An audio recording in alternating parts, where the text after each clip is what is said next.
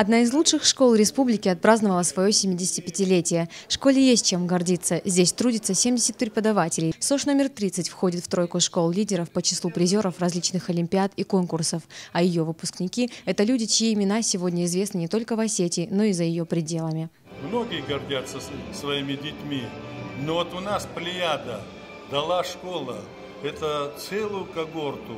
Нас 4 брата Шаталовых учились, 4 брата Андиевых в этой школе учились, 3 брата Ходовых учились здесь. Но это все знаменитые фамилии, которые вот жили на Ордонской и на Пашковского. С благодарностью говорит Людмила Караева и о родителях школьников, и о выпускниках, которые помогают своей альма-матер по сей день. Благодаря администрации Владикавказа школа полностью оснащена современным оборудованием. В праздничный день пришел поздравить юбиляра мэр города и вручил учителям награды. Старейшая школа в городе, со своими традициями, со своей историей, потому что она открылась в 1939 году, и в 1941 году, прямо перед войной, был первый выпуск 73 учащихся. И вот они все почти ушли на войну. Школа функционировала, но во время войны она стала госпиталью. Да, потом опять после войны начала функционировать нормально. И до 1953 года школа была мужской.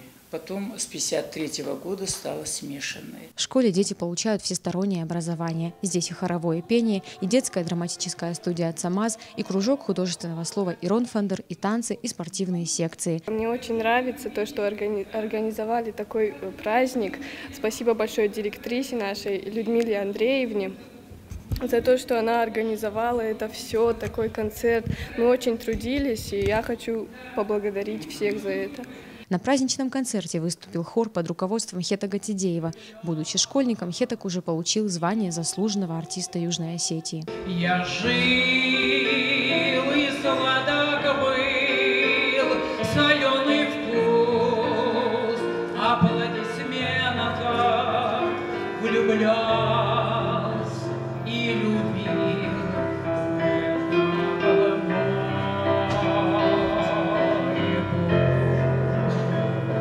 Выпускники разных лет, учителя, родители, как одна большая семья собрались в зале Осетинского театра, чтобы вспомнить историю образовательного учреждения. Какие они были эти годы? Много лет прошло с тех пор, как выпускники покинули школу. Но здесь их учили не только писать и считать, но жить, любить, дружить. Залина Губурова, Отца Маз Шипшев, Осетия ТВ.